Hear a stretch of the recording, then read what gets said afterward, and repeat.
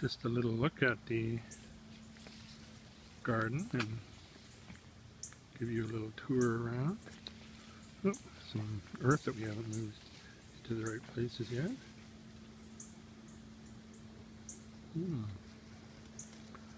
View from the patio is getting kind of crowded.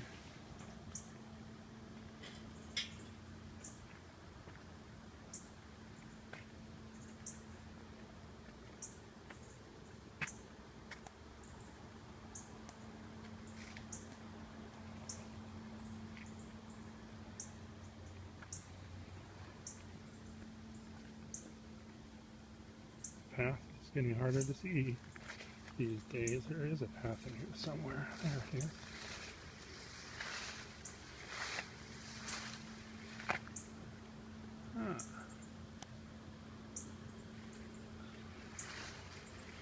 Sedum looking good. Path down to the exit gate. Morden blush. Rose.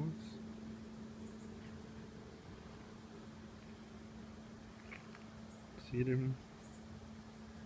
Path down to the back of the garden to the cool spots. Some bird feeder. And the path that goes along towards the hosta bed. No roses on this rose at the moment, but it certainly is growing lots of foliage.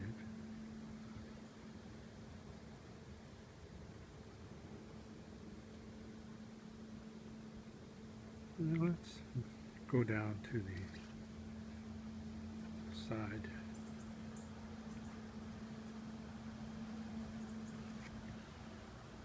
Of the garden.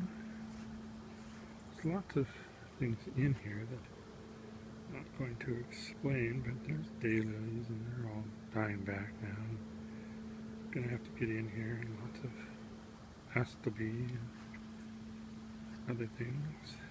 Boltonia back there. Some Boltonia here. Some nice white snowflake clouds here.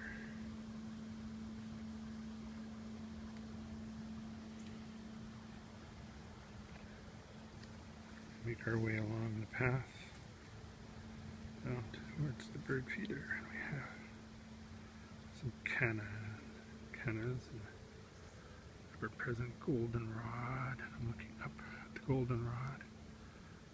People with allergies, stay away. Kristen, my daughter, allergies. Trumpet vine and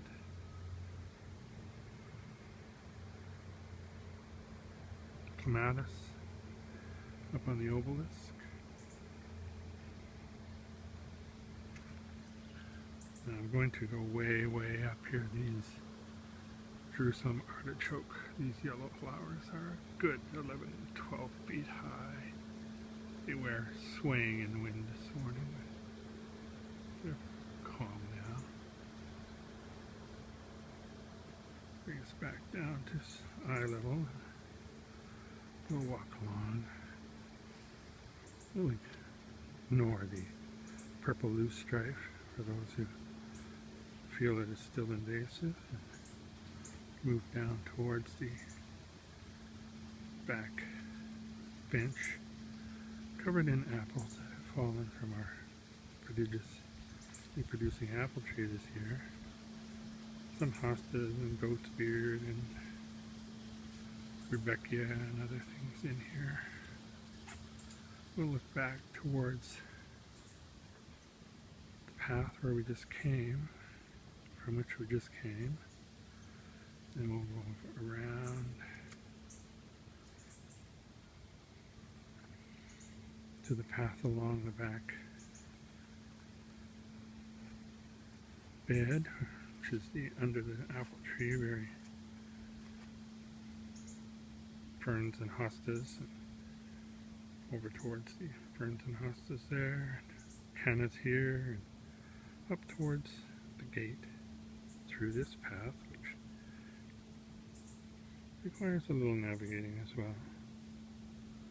You can see pink centennial rose reaching up there. Move back in towards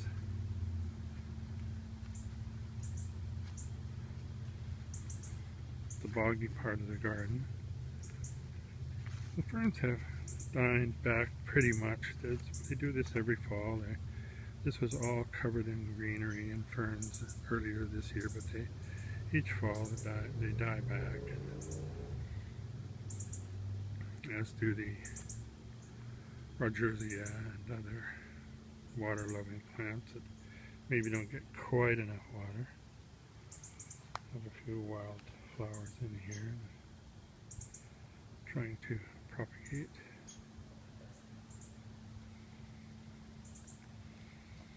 Marsh marigolds, I believe.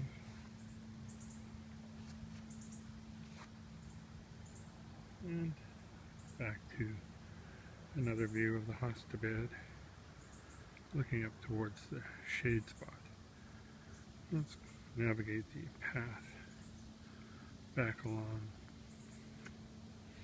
towards that spot, back to the gate, where we have cannas and other astilbe and other things.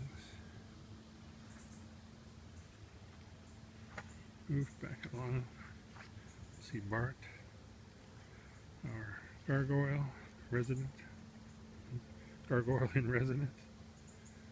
We're trying to propagate some native plants back in there.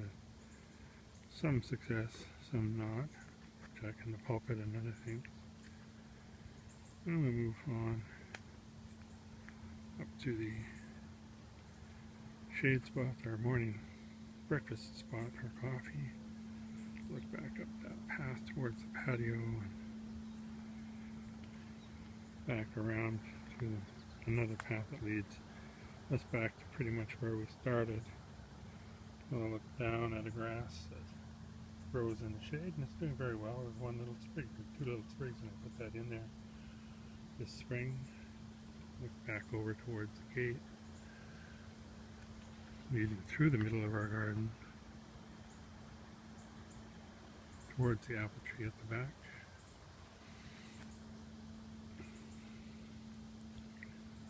And move along the path back towards the patio.